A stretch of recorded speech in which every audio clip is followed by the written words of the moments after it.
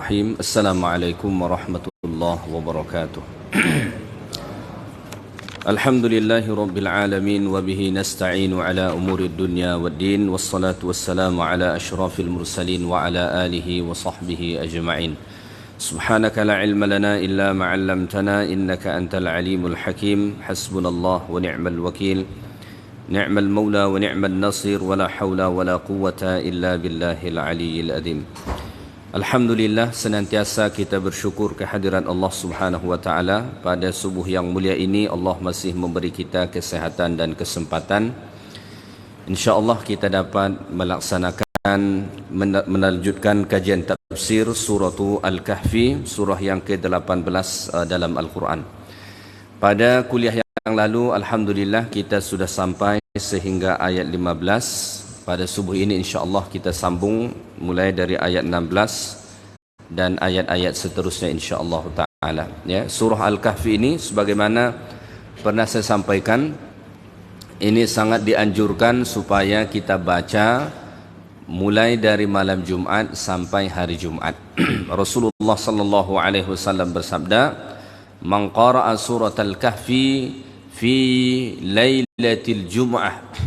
Siapa yang membaca surah Al-Kahfi pada malam Jumat, atau dalam riwayat yang lain fi yaumil Jum'ah, pada hari Jumat, adha'a lahu minan nur, Allah beri dia cahaya, Allah beri dia nur yang akan membimbing dia ke jalan yang baik. Maka orang-orang yang senantiasa mengamalkan surah Al-Kahfi pada malam atau hari Jumat, InsyaAllah selama 1 minggu itu Allah akan bimbing dia ke jalan-jalan kebaikan. Allah beri dia nur yang menerangi akalnya, menerangi hatinya, menerangi matanya, menerangi telinganya, menerangi langkahnya, sehingga seluruh jiwa raganya diarahkan Allah kepada kebaikan. Nah, amalannya baca Suratul Al-Kahfi. Tidak banyak, 110 ayat saja. Kalau sudah biasa tidak terasa panjang, tapi bagi yang belum biasa masih merasa panjang. Maka biasakan. Bila mana dah dibiasakan, insyaAllah terasa pendek saja. Ya, kembali kepada kebiasaan saja. Orang yang biasa membaca Quran 1 juz 1 hari, dia rasa biasa saja. Tapi orang yang tak biasa baca Quran 1 halaman pun mau muntah dia rasa. Ya, kenapa tak biasa? Kembali kepada kebiasaan. Ya, banyak orang membiasakan 1 juz 1 hari, biasa saja. Kenapa? Karena 1 juz itu maksimal 1 jam sudah selesai. Tapi bagi mereka yang tak biasa, jangan suruh baca Quran 1 juz 1 hari. Dia merasa itu bacaan yang sangat panjang, macam tak ada akhirnya. Kenapa? Tak biasa. Kita punya peribahasa ala biasa karena biasa. Ya?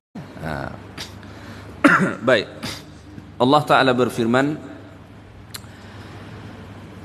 pada ayat 16, A'udzu billahi minasyaitonir rajim.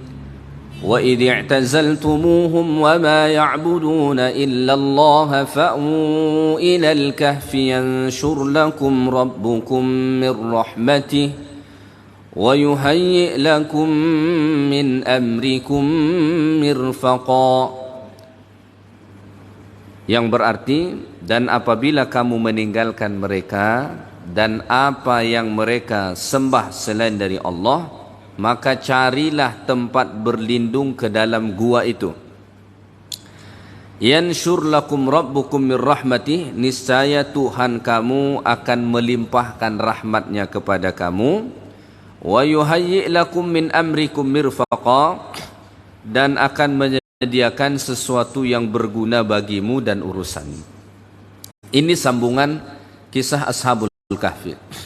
Pada ayat-ayat sebelum ini Allah Ta'ala sudah menggambarkan siapa pemuda Al-Kahfi ini. Siapa Ashabul Kahfi itu? Pertama cirinya Allah Ta'ala sebut innahum fityatun. Mereka ini adalah pemuda-pemuda. Pemuda yang seperti apa? amanu bi rabbihim, yang beriman kepada Tuhan mereka. Tauhidnya mantap, akidahnya bagus. Ya. Kemudian wazidnahum huda. Allah senantiasa menambah hidayah kepada mereka sehingga kebaikannya terus bertambah, imannya juga terus bertambah karena Allah selalu tambah hidayah kepada mereka.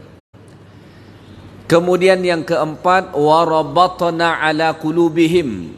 Allah Ta'ala menguatkan keimanan dalam hati mereka sehingga godaan apapun datang tidak pernah goyah.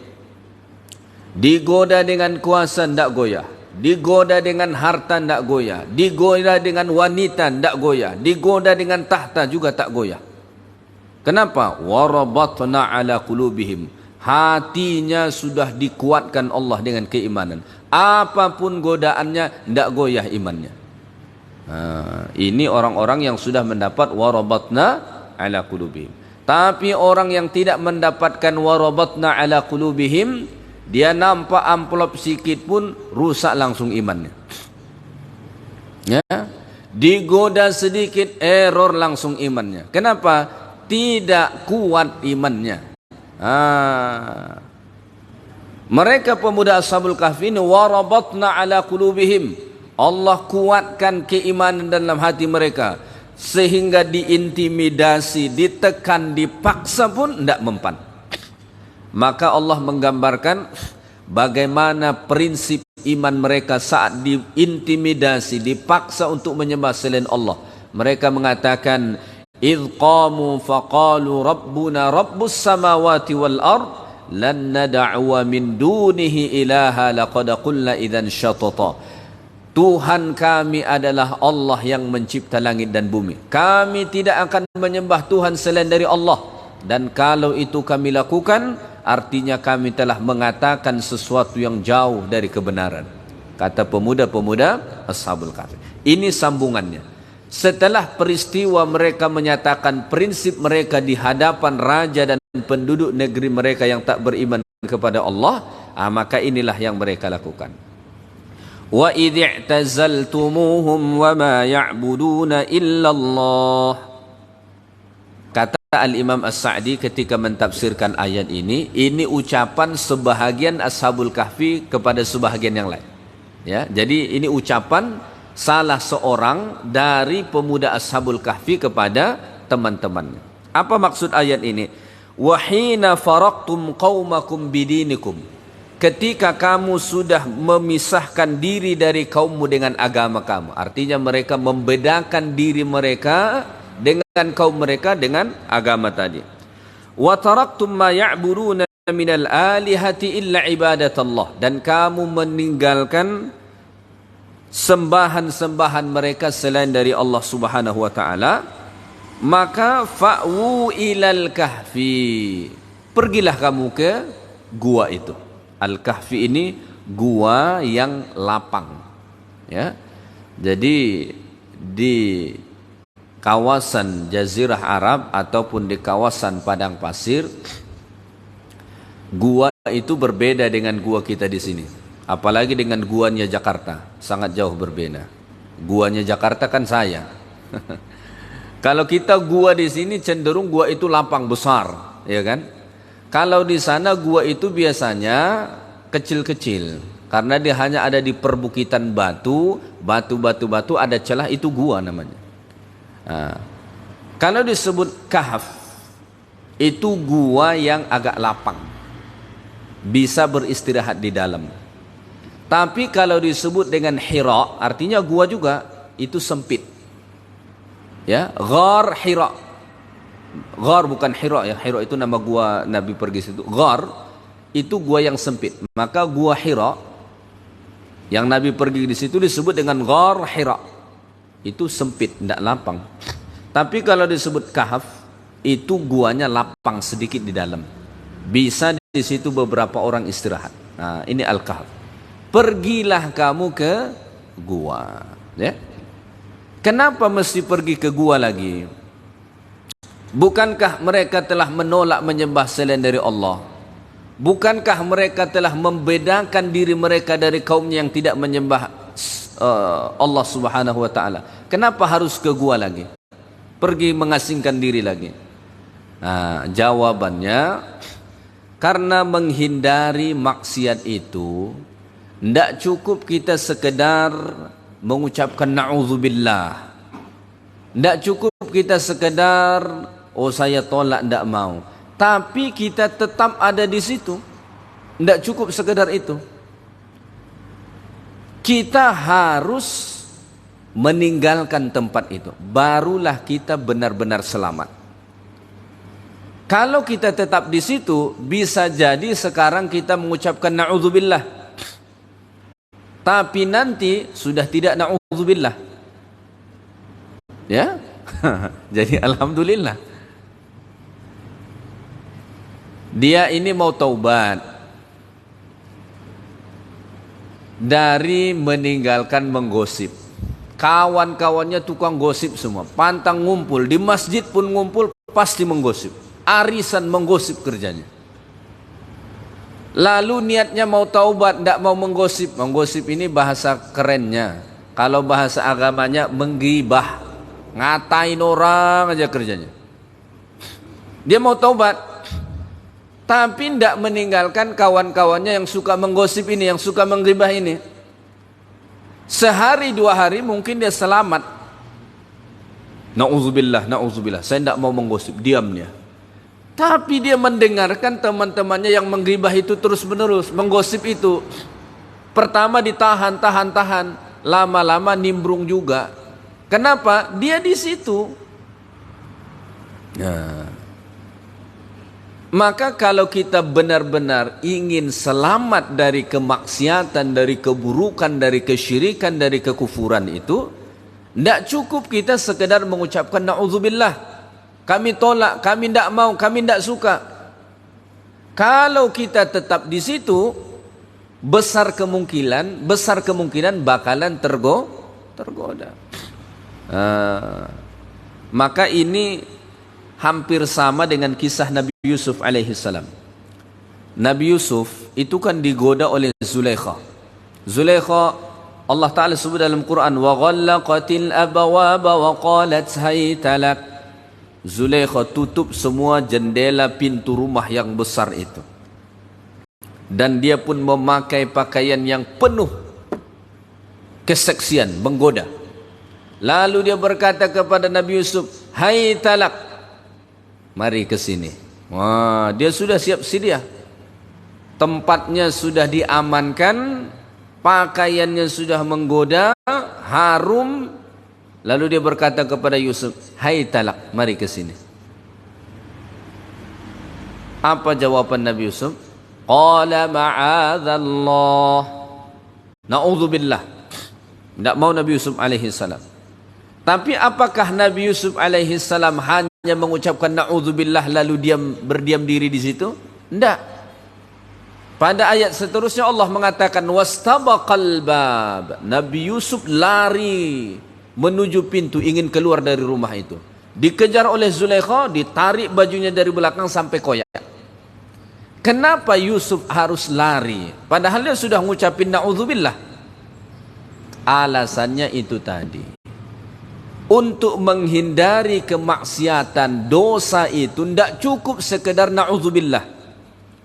Kalau godaannya besar, tekanannya besar, intimidasinya kuat, tidak cukup sekedar na'udzubillah. Harus keluar dari situ, tinggalkan tempat itu. Barulah kita selamat. Baru selamat. Anak kita bergaul dengan orang yang suka minum khamar, minum arak, ngisap ganja dan lain sebagainya. Memang dia sekarang tidak ikut-ikutan, tapi temannya begitu. Lama kelamaan kalau dia tidak meninggalkan temannya, apa kira-kira yang terjadi? Bakalan ikut. Makanya ketika datang fitnah-fitnah terhadap agama ini, kita tidak cukup sekadar na'udzubillah, na'udzubillah, na'udzubillah. Tidak cukup. Kita harus berani meninggalkan itu. Kalau ada teman yang tidak baik, kita harus berani meninggalkan. Bahkan kalau kita berada di dalam satu komunitas, satu komplek yang tidak kondusif untuk agama kita, kita harus berani mengambil sikap keluar dari tempat itu. Kalau kita tidak bisa menjalankan agama di situ. Karena yang paling mahal dalam kehidupan seorang mukmin adalah agamanya. Bahkan agama itu harus nomor satu daripada tanah kelahiran sekalipun. Maka Rasulullah sallallahu alaihi wasallam sendiri sanggup meninggalkan tanah kelahirannya karena apa coba? Apakah karena Nabi pengen bisnis? Tidak. Apakah Nabi pengen dapat tahta nanti di Madinah? Tidak. Apa yang Nabi kejar ke Madinah? Firaran lidinihi. Nabi lari dari Makkah, meninggalkan Makkah tanah kelahiran karena ingin menjaga kemurnian agama itu. Maka di satu sisi kita harus bersyukur kepada Allah. Apa itu? Kita hidup di negeri yang aman, damai, menjalankan agama. Masya Allah. Negeri kita ini alhamdulillah, negeri yang aman kita menjalankan agama Allah. Bayangkan, sebelum subuh kita buat ngaji-ngaji, tidak apa-apa. Walaupun kedengaran kemana-mana, enggak apa-apa. Bangun masjid sebesar-besarnya, tidak apa-apa. Salat dengan mikrofon, tidak apa-apa. Kuliah agama, tidak apa-apa. Tidak ada larangan sama sekali. Di sebahagian negeri di dunia ini, mau mendirikan masjid saja tidak bisa. Sudah berdiri dirobohkan. Ada masjid tidak boleh didirikan salat di situ. Maka kita hidup di negeri Indonesia ini, khususnya Riau Pekanbaru ini satu nikmat yang besar dari Allah yang kadang-kadang kita lupa mensyukurinya. Ya, lupa kita mensyukurinya.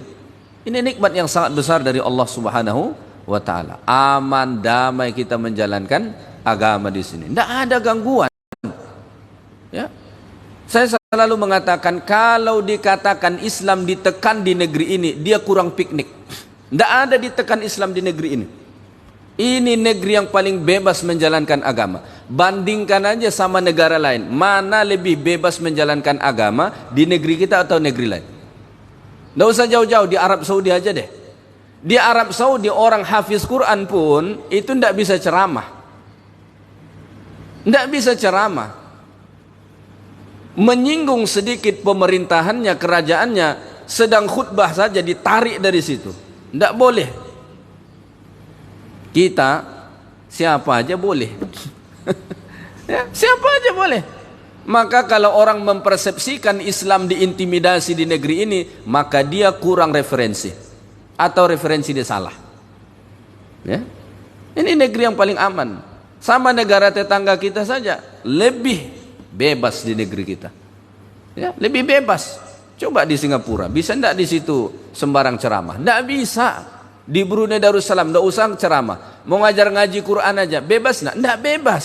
Hanya orang yang dapat lisensi saja, kelulusan saja yang bisa. Ngajar Quran aja lo itu. Bukan ceramah lo itu. Di Malaysia juga begitu. Di negeri lain juga begitu. Kita alhamdulillah bebas. Apa yang kurang lagi? Tidak ada yang kurang. Tidak ada yang kurang. Ya. Maka kita bersyukur kepada Allah Subhanahu wa taala. Ya. Syukur kita kepada Allah. Ini satu nikmat dari Allah Subhanahu wa taala. Masjid kita berjejer banyak. Ya. Di negeri lain mau sholat Jumat aja nih ceritanya, terutama sholat Jumat. Itu kita harus jalannya jauh, bawa mobilnya jauh, bawa motornya jauh dulu, baru dapat masjid untuk sholat Jumat. Tidak semudah kita. Kita di sini Jumatan, di situ Jumatan, sana Jumatan. Tidak capek-capek kita jalan. Dekat-dekat sungguh sudah banyak masjidnya. Ini satu nikmat dari Allah Subhanahu wa taala yang jarang kita sadari. Ya, yang jarang kita sadari. Kenapa? Karena kadang-kadang kita kurang perbandingan. Kurang perbandingan. Yang anehnya malah merasa Islamnya ditekan. Tidak ada ditekan di sini Islam. Islam kita paling damai, paling aman. Maka ini nikmat dari Allah Subhanahu wa taala, ya. Maka pengajaran dari sini, kita tidak cukup sekedar mengingkari kebatilan, mengingkari kemaksiatan, tapi kita juga perlu untuk menjauhkan diri kita dari kebatilan itu. Terutama saat kita tidak bisa mendakwah mereka. Ada orang-orang yang masih bisa kita dakwahi, berhenti dari kemaksiatan. Tapi ada orang yang kayaknya tidak mungkin bisa didakwahin. Maka sikap terbaik ketika itu kita yang pergi menjauh. Maka ada ungkapan mengatakan, uhjur ahlat dolal qabla an tahjura dolalahum. Tinggalkanlah ahli-ahli dolal itu, orang-orang yang sesat itu, sebelum engkau yang hijrah kepada kesesatan mereka. Tinggalkan ahli maksiat itu sebelum engkau yang hijrah kepada kemaksiatan mereka. Hijrahkan dirimu dari orang-orang yang melakukan maksiat sebelum engkau yang berhijrah kepada kemaksiatan mereka. Karena itu berkemungkinan, ya, dia sholat tapi berkawan sama orang yang tidak sholat. Apa kira-kira yang terjadi? Pertama, dia masih jaga sholat dia. Yang kedua, telat sholatnya. Biasa di awal waktu jadi telat karena kawannya tidak sholat. Lama kelamaan udah tidak sholat. Maka komunitas kita itu sangat menentukan agama kita. Nabi mengatakan, al-mar'u ala dini khalilih. Seseorang itu dapat dinilai agamanya berdasarkan siapa temannya, siapa komunitas dia. Tengok aja teman-temannya siapa. Kalau teman-temannya orang-orang baik, insya Allah dia orang baik. Kalau teman-temannya orang yang rajin ke masjid, insya Allah dia rajin ke masjid. Tapi kalau teman-temannya sosialita, setiap hari 3 kali upload di Facebook dan Instagram, kerjanya ke karaoke, poya-poya tidak jelas, pakaiannya tidak jelas, biasanya begitu tuh modelnya. Ya, al-mar'u ala dini khalilih. La yakfi mujarradu i'tizalil batil, walakin labudda mi'tizali ahlihi. Tidak cukup kita sekedar meninggalkan kebatilan, tapi kita juga perlu meninggalkan orang-orang yang melakukan kebatilan itu, supaya benar-benar selamat agama kita, ya. Jadi inilah senjata supaya bisa selamat agama kita saat fitnah itu datang. Jadi kisah Ashabul Kahfi ini seperti yang pernah saya sampaikan, ini adalah kisah yang mengajarkan kita supaya selamat dari fitnah agama. Kita di akhir zaman ini fitnah terhadap agama ini semakin banyak. Ujian-ujian terhadap akidah agama kita semakin banyak. Ya, dari kanan, dari kiri datang, dari seluruh penjuru datang. Bagaimana supaya kita selamat? Maka teladanilah kisah Ashabul Kahfi, insyaallah selamat. Apa itu? Yang pertama, mantapkan iman. Bagaimana memantapkan iman ini? Iman tidak tumbuh kecuali atas dasar ilmu. Maka pelajari akidah. Harus belajar akidah. Ya, itu nomor 1. Dasar semua agama kita ini adalah akidah. Maka belajar akidah. Orang-orang di kampung dulu itu belajar sifat 20. Kalau tanya anak-anak remaja sekarang apa itu sifat 20, banyak tidak tahu. Orang zaman dulu belajar wujud, qidam, baqa, mukhalafatuhu lil hawadithi, qiyamuhu bi nafsihi, wahdaniyat, iradat, qudrat, ilmun, hayat, sama' basar, sampai seterusnya. Orang zaman dulu tahu. Coba sekarang tanya anak-anak remaja, apa yang dia tahu? PUBG, Mobile Legend, itu yang dia tahu. Kerjanya ini terus macam orang gila lagi. Ya? Itu yang kalau datang godaan ujian terhadap agama ini hancur. Mobile Legend aja datang dah hancur. Itu pertama, tanamkan nilai-nilai akidah. Ya. Yang kedua, kalau imannya sudah mantap, Allah akan tambah hidayah. Ini senjata kedua. Ketika iman bergabung dengan tambahan hidayah, maka Allah kuatkan iman dalam hati. Insya Allah tidak bakalan goyang. Maka kalau diajak kepada maksiat pun akan nolak. Kemudian yang keempat, supaya selamat agama kita ini, tinggalkan tempat-tempat yang menjerumuskan kita kepada keburukan. Insya Allah akan aman. Apapun godaan terhadap agama akan selamat kalau kita lakukan 4 langkah ini. Ya, akan selamat. Ini senjata dia sampai hari kiamat, ini aja senjata dia. Maka dulu Ashabul Kahfi, supaya selamat agama mereka, lari ke dalam gua Al-Kahf.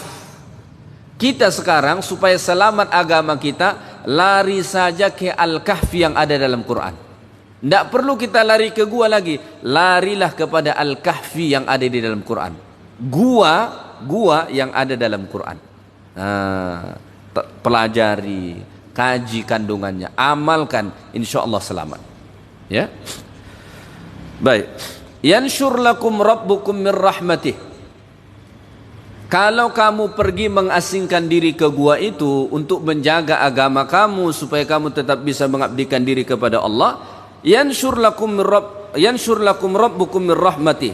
Niscaya Tuhanmu akan melimpahkan rahmatnya kepada kamu. Ini keyakinan mereka. Kalau kamu tinggalkan negeri yang tidak beriman kepada Allah dan orang-orang yang menyembah selain Allah ini, lalu kamu pergi ke gua, maka kamu akan mendapat curahan rahmat dari Allah. Memang begitu. Ketika seseorang meninggalkan sesuatu yang buruk, yang haram, maksiat, dosa, dia tinggalkan itu karena Allah, maka Allah akan limpahkan rahmat kepada dia. Percayalah. Kalau kita berani mengambil sikap, meninggalkan hal-hal yang buruk, meninggalkan dosa, maksiat, keburukan, komunitas yang buruk, insya Allah, Allah akan limpahkan rahmat kepada kita. Percayalah. Maka Nabi mengatakan, man taraka syai'an lillah, siapa yang meninggalkan sesuatu yang buruk, yang haram karena Allah, baddalakallahu ma huwa khairum min, Allah akan beri dia ganti yang terbaik dari yang sebelumnya. Allah akan limpahkan rahmat kepada dia. Ya, yanshur lakum rabbukum min rahmatih. Dan ini terbukti pemuda-pemuda Ashabul Kahfi, ketika mereka pergi ke gua itu, saat itu Allah turunkan rahmat yang begitu banyak kepada mereka. Bayangkan kita kalau kira-kira dikejar-kejar orang satu kampung, bisa ndak kira-kira tidur? Ndak bakalan bisa, ya kan? Kalau satu kampung ngejar-ngejar kita, itu pasti ndak bakalan bisa tidur. Kenapa? Takut, ya kan? Pemuda Ashabul Kahfi ini dikejar oleh penduduk satu negeri, pergi ke dalam gua bisa tidur. Tidurnya bukan cuma sebentar, 300 tahun lebih. Tidur itu rahmat dari Allah. Ya, tidur itu rahmat dari Allah. Maka yang menidurkan dan yang membangunkan kita adalah Allah. Maka ada orang kamarnya sudah bagus, kasurnya sudah empuk, bantalnya, selimutnya, AC-nya semua lengkap. Mau tidur, tidak bisa tidur. Baring ke kanan, tidak bisa. Balik ke kiri, tidak bisa. Duduk, makan, minum, tidak bisa juga. Kenapa tidak bisa tidur? Banyak rupa hutang dia. Rupanya banyak hutang dia, tidak bisa tidur dia. Hatinya tidak nyaman. Bahkan yang tak ada hutang pun kadang-kadang bisa terjadi begitu.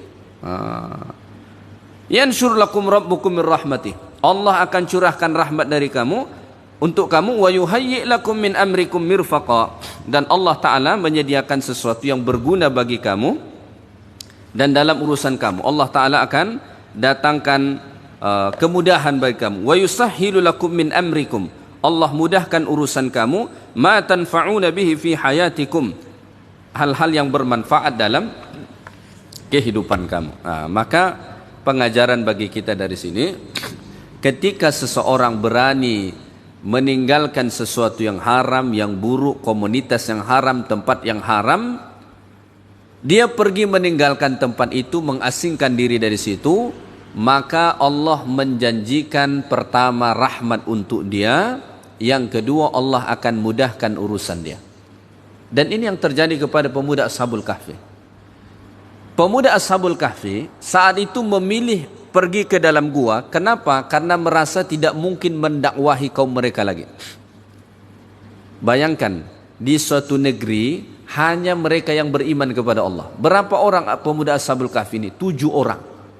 Ini super minoritas. Ya. Bayangkan hidup di suatu negeri hanya 7 orang yang beriman. Kalau mungkin dikalkulasikan persentasinya ini 0,0,0 sekian persen. Karena 7 orang. Ya. Mereka lari ke gua, tidur, bangun dari tidur, apa yang terjadi? Penduduk negeri itu beriman semua kepada Allah. Jadi dakwahnya apa? Tidur. Dakwah Ashabul Kahfi itu apa? Tidur. Karena mereka berdakwah bil lisan tidak bisa. Tapi karena lari ke dalam gua, Allah tidurkan mereka di situ, dan itu menjadi sesuatu yang sangat menakjubkan. Akhirnya membuat penduduk negeri itu beriman kepada Allah Ta'ala. Yanshur lakum rabbukum min rahmati wa yuhayyi' lakum min amrikum mirfaqa. Allah Ta'ala curahkan rahmat dan Allah mudahkan urusan-urusan mereka. Kita juga begitu. Kalau kita berani meninggalkan hal-hal yang buruk, komunitas yang buruk, tempat yang buruk, kita berani hijrah dari situ, tinggalkan itu demi keselamatan agama kita, percayalah Allah akan mencurahkan rahmatnya kepada kita dan Allah bakal mudahkan urusan kita. InsyaAllah ta'ala. Baik, kita lanjutkan ayat 17. Ayat 17 ini Allah Ta'ala menjelaskan tentang bagaimana gambaran gua Ashabul Kahfi itu. Di mana gua Ashabul Kahfi ini? Ada banyak pendapat. Ada pendapat mengatakan gua Ashabul Kahfi ini ada di dekat Amman. Amman ini ibu kota Yordania ataupun Urdun atau Jordan. Ada pendapat mengatakan di situ. Dan memang orang biasa berkunjung ke situ. Dan itu disebut gua Ashabul Kahfi. Tetapi pendapat itu tidak tunggal. Ada pendapat mengatakan di Palestina, ada pendapat mengatakan di sebelah selatan Irak, daerah Mosul, dan ada tempat-tempat yang lain. Jadi yang mengklaim di mana gua Ashabul Kahfi itu banyak. Mana satu yang benar? Wallahu a'lam. Kenapa? Allah tidak menjelaskan di mana gua Ashabul Kahfi itu. Kenapa Allah tidak menjelaskan? Karena Allah Ta'ala menyampaikan kisah di dalam Al-Quran bukan ingin memberitahu alamat, tokoh dan lain sebagainya, bukan. Beda sama kita. Kalau kita cerita itu detail, alamatnya di mana, hari apa, tanggal berapa, dan seterusnya harus detail. Allah Ta'ala tidak begitu. Kenapa? Karena penekanan Quran bukan mau memberitahu di mana tempatnya, tapi supaya kita ambil pengajaran dari kisah itu. Itu yang penting dalam Quran, bukan di mana tempatnya. Maka beda kalau kita membaca kisah dalam Quran dan kisah dalam kitab-kitab sejarah, berbeda. Ya. Karena bisa jadi muncul mudarat kalau ditunjukkan di mana gua Ashabul Kahfi itu. Bisa jadi orang-orang akan menjadikan itu sebagai tempat keramat. Apalagi kalau sempat di Indonesia itu. Kalau di Indonesia sekiranya dikasih tahu ini gua Ashabul, jadi tempat keramat, apapun yang tumbuh di situ jadi keramat nanti itu. Wong nggak ada apa-apa dalilnya pun tiba-tiba ketemu sumur disebut sumur keramat. Semua pada ngambil air ke situ. Padahal sama aja dengan air yang lain. Tapi ini di brand ini sumur keramat ini. Akhirnya satu botol biasa 3.000 4.000. Kalau ke situ jangan lagi 50.000. Hanya dengan satu embel-embel keramat. Padahal sama aja. Maka Allah Ta'ala tidak menjelaskan di mana tempat itu, karena bukan itu poin yang ingin Allah tekankan. Baik, bagaimana gambaran gua Ashabul Kahfi itu? Allah Ta'ala sebut, وَتَرَى الشَّمْسَ إِذَا طَلَعَتْ تَزَاوَرُ عَنْ كَهْفِهِمْ ذَاتَ الْيَمِينِ وَإِذَا غَرَبَتْ تَقْرِضُهُمْ ذَاتَ الشِّمَالِ وَهُمْ فِي فَجْوَةٍ مِّنْهُ ذَلِكَ مِنْ آيَاتِ اللَّهِ مَنْ يَهْدِ اللَّهُ فَهُوَ الْمُهْتَدِ وَمَنْ يُضْلِلْ فَلَنْ تَجِدَ لَهُ وَلِيًّا مُرْشِدًا. Allah Ta'ala mengatakan, وَتَرَى الشَّمْسَ, dan engkau melihat matahari, idza tala'at, ketika terbit, tazawaru an kahfihim, ya, itu condong dari gua mereka ke sebelah kanan. Wa idza gharabat, tapi saat matahari hendak terbenam, taqriduhum dzatas shimal, dia akan berada, dia akan condong ke sebelah kiri, ya, menjauh mereka ke sebelah kiri. Wahum fi fajwatin min, dan mereka berada di tempat yang luas di dalam gua itu. Dzalika min ayatillah, yang demikian adalah tanda kebesaran Allah.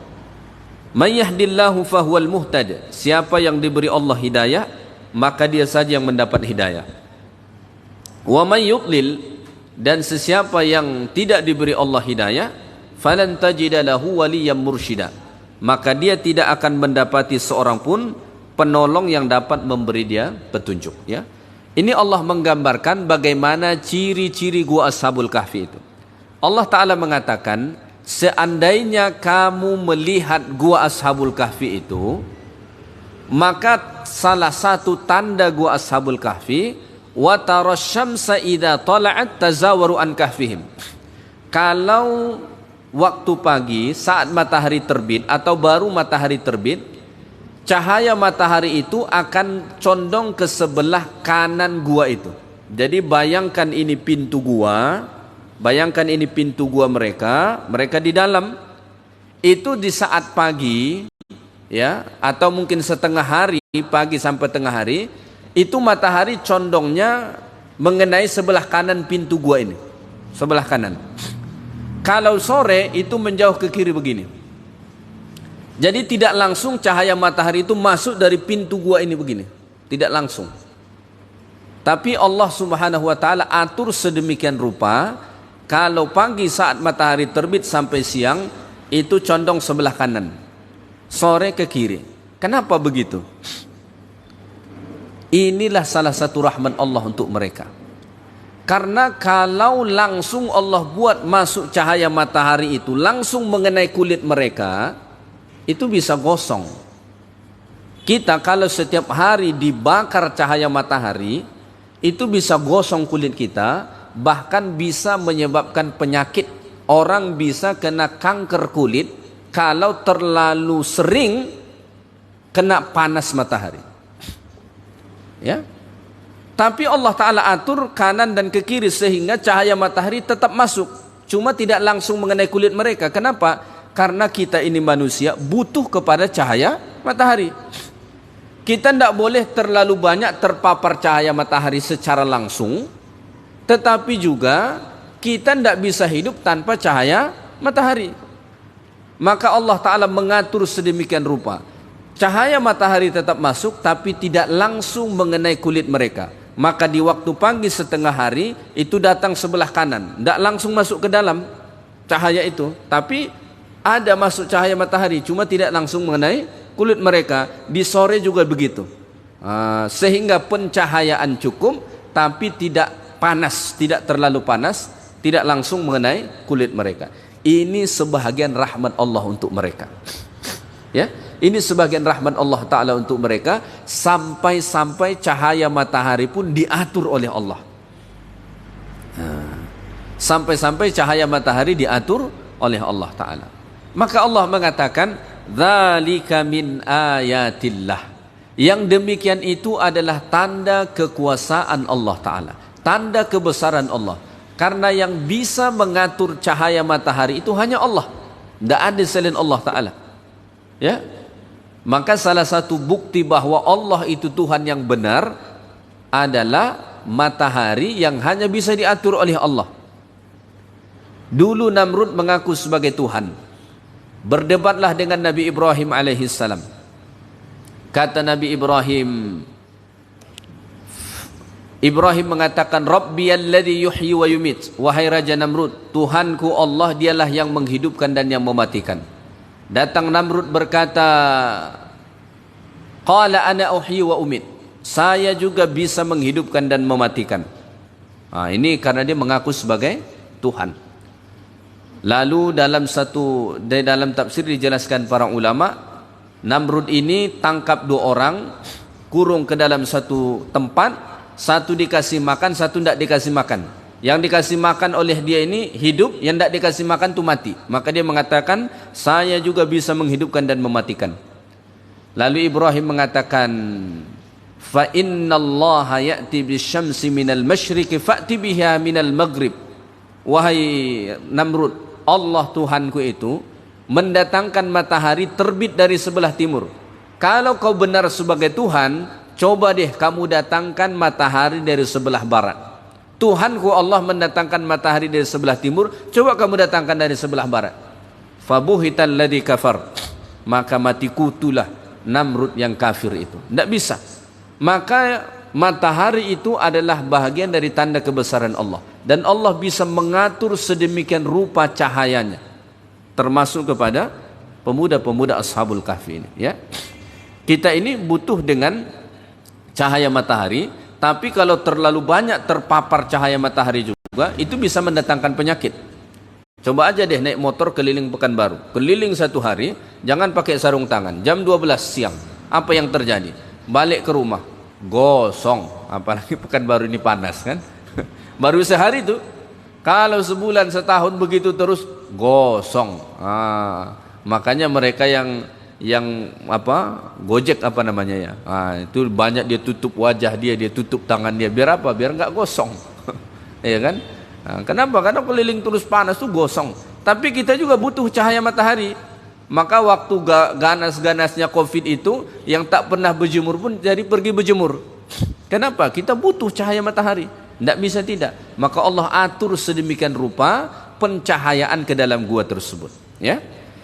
Baik. Wahum fi fajwatin min. Dan mereka berada di tempat yang luas. Jadi mereka tidak langsung kena cahaya matahari itu. Jadi gua Ashabul Kahfi itu di dalamnya itu agak luas sehingga bisa mereka tiduran di situ sebanyak 7 orang.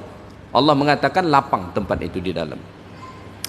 Baru kemudian Allah mengatakan, "May yahdillahu fahuwal muhtad." Siapa yang diberi Allah Taala petunjuk, maka hanya dia saja yang mendapat petunjuk. Ya. May yuwaffiqhullahu lil ihtida bi ayatihi fahuwal muwaffaq ilal haq. Siapa yang mendapat taufik dari Allah Taala dari petunjuk ayat-ayatnya, maka dia saja yang dapat petunjuk. Ya. Wa may yudlil, dan siapa yang tidak diberi Allah Taala taufik, falan tajida lahu waliyan mursyida, maka dia tidak akan mendapatkan seorang penolong mursyida. Mursyid, istilah mursyid ini tidak asing bagi kita. Apa itu mursyid? Mursyid kita biasa digambarkan kepada sosok seorang guru yang memberi tunjuk ajar, ya. Mursyid itu memang begitu maknanya. Mursyid itu yang memberi petunjuk, yang memberi tunjuk ajar. Maka saat Allah Ta'ala tidak memberi hidayah kepada seseorang, tidak memberi taufik kepada seseorang untuk beriman dan melakukan amal-amal saleh, maka dia tidak bakalan mendapatkan seorang mursyid pun yang bisa memberi hidayah kepada dia. Tidak bakalan bisa. Kenapa? Karena hidayah itu hanya biyadillah, hanya ada di tangan Allah Subhanahu wa Ta'ala. Maka yang mendapat hidayah hanya mereka yang dapat hidayah dari Allah Ta'ala, dan mereka yang tidak mendapat hidayah dari Allah, siapapun tidak akan bisa memberi hidayah kepada mereka. Maka kita bersyukur kepada Allah Subhanahu wa Ta'ala karena Allah Ta'ala sampai saat ini masih memberi hidayah kepada kita. Mudah-mudahan Allah Ta'ala kekalkan hidayah itu, dan kita minta Allah Ta'ala tambah hidayah itu lagi kepada kita, sehingga kebaikan-kebaikan kita pula bertambah. Karena kalau Allah tidak beri hidayah, siapapun tidak bisa memberi hidayah. Ya, hidayah terutama di sini hidayah dengan arti taufik. Kalau hidayah itu ada artinya ilmu, ada hidayah artinya taufik. Kalau hidayah ilmu itu bisa kita kasih. Kita bisa kasih tahu kepada orang, salat itu wajib, ini haram, ini halal, bisa kita kasih. Itu hidayah ilmu namanya. Tapi hidayah dengan arti taufik itu tidak bisa kita beri, hanya Allah yang bisa memberi. Apa itu taufik? Taufik itu bahasa mudahnya, ya. Taufik itu bahasa mudahnya Allah Ta'ala mudahkan kita melakukan kebaikan-kebaikan. Nah, itulah arti taufik secara mudahnya. Taufik itu Allah mudahkan kita melakukan kebaikan. Karena tidak setiap yang kita ketahui itu mudah untuk kita lakukan. Saya kasih contoh. Kita tahu bahwa membaca Quran itu baik. Ya, kalau kita tanya setiap orang Islam, saya pikir setiap orang Islam tahu bahwa membaca Quran itu baik. Namun pertanyaannya, apakah kemudian mudah bagi setiap orang Islam membaca Quran? Tidak. Setiap kita tahu bahwa salat duha itu baik, tapi pertanyaannya apakah setiap orang kemudian mudah melaksanakan salat duha? Tidak. Kenapa mereka tidak mudah padahal sudah tahu? Karena tidak mendapat taufik dari Allah Subhanahu wa taala. Ya. Baik, mungkin itu saja kuliah kita pada subuh ini. Mudah-mudahan bermanfaat bagi kita semua, insyaallah. Kita sambung pada kuliah yang akan datang. Yang baik dari Allah Ta'ala, segala yang kurang dari saya. Subhanakallahumma wa bihamdik. Asyhadu an la ilaha illa anta astaghfiruka wa atubu ilaik. Wa sallallahu wa sallama ala nabiyyina Muhammad. Walhamdulillahi rabbil alamin. Assalamualaikum warahmatullahi wabarakatuh.